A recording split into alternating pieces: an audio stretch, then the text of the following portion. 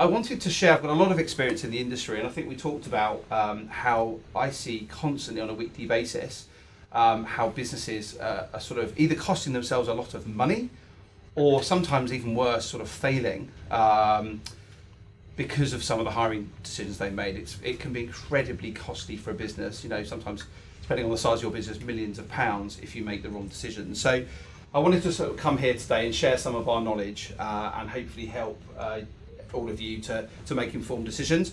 We're doing some stuff around sort of market info and we've got some interesting sort of statistics to go through. Typical hiring challenges that sort of founders are facing that I get approached about on a weekly basis. Hiring best practice we're going to go through today and how sort of we can help you there. Top tips that you can do yourselves. So this isn't a sell today, it's very much about us trying to help you and educate you and give back a little bit of my knowledge. And also we will be going through a little bit about how Talent Point sort of solves some of these problems. So early stage venture backed businesses don't have deep pockets. I don't know how many of you feel rich when you're growing your business, but I doubt it. You probably, if you have to pay a recruitment fee, it probably pains you. I'm sure there's other things that you would rather spend that money on. The true cost of hiring is misunderstood. This is something I'm quite passionate about. So people worry about paying the agency fee. Yes, it is expensive. Do you have to pay? No, not necessarily. However, hiring the quality of staff that you actually bring in the door is far more important in terms of the cost. The retention of that person, how long do they stay? If you are recruiting that person every 6 to 12 months because people are walking out the door because they're not good enough, because they don't like the environment, whatever it be, that is going to pale into insignificance to the money you're paying on an individual fee. So the true cost of hiring is really quality. The length of time in months it takes you to hire as well is very important, because if you've got delivery of projects and you haven't got those members of staff, it's pretty difficult to actually quantify the cost to your business, especially in the early stages. But especially, I think some of you in the tech space here, if you've got a certain platform that you've got to deliver in a certain time, if you haven't hired that team and delivered it and it's put back by 3 months, that can often be incredibly costly to your business. And finally, how many hours yourself do you actually put into it? So this is something that we can talk about today, and feel free to talk to me afterwards. A lot of founders come to me and say, I don't know what the best thing to do for me is, because a lot of them end up, when they're hiring their team, especially when you're in a small sort of startup phase, spending half their life trying to recruit these people when they really want to be doing other things. So the true cost of hiring is often misunderstood. It's not just an agency fee. The first 30 to 50 people employed by a business are definitely the most important. I think naturally the first 5 to 10 are even more important. They set the tone and culture of your business. Scaling your team quickly and effectively can be tough for founders. I'm sure you'd all agree. That is something hopefully you're here today because that is something that you're thinking about and potentially worried about. And I've already mentioned retaining top talent is very challenging, especially in London. I'm going to go through these briefly. So aligning careers to market, people always look at me like, well, I don't understand, what do you mean? So rarely have I been given a job description by a company that doesn't create more questions than actual answers.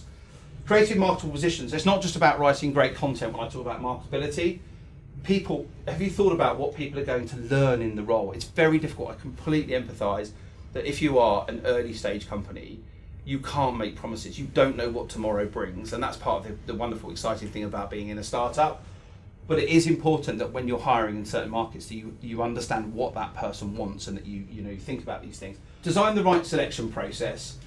How important is the interview process? So again, when I speak to companies, they often tell me how great their interview process is.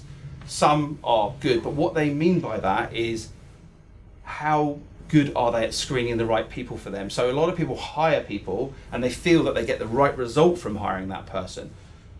What they don't realise is, are they getting to the top 10% of the market? Is their interview process competitive? So the next one is establishing the applicant channels. Always think about everything as if you were the applicant looking for jobs. I don't know who last looked for a job in the market in this room, but if you can think back how you felt.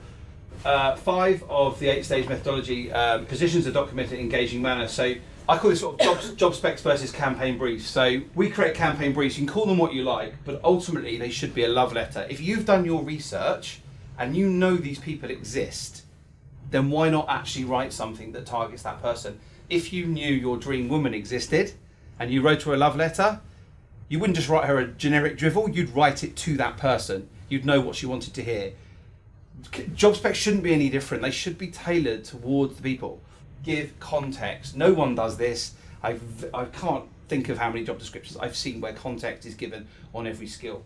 6 is obviously manage applicant experience. It's something I see all the time, and it's very difficult for actual companies to actually see the impact of not having a great applicant experience. It is absolutely essential that every single person has a great experience that comes through your organisation, whether you like them or not. I never sat in interviews with my customers because why would I? I was an external agency. 50% of failed hires are down to the interview. We sell the role and company realistically but passionately. It's something we work really close with our customers on. People are almost scared to tell the truth and to be transparent in case they are. All of you probably in your businesses don't exactly know what tomorrow brings. I always say to people that you might have to change the bins. I'm not sure. It's one of the exciting things about being in a startup. And again, it's about getting the right person. Year of 2020 is employer branding year. So ultimately, all of these 8 stages I've described today support your employer brand. It is everything to businesses these days. Top tip, market your business to applicants the same way would you market your product to a customer. So I know we've got a Chief Marketing Officer here.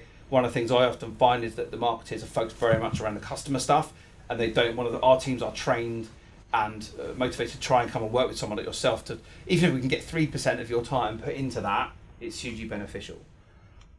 That's it.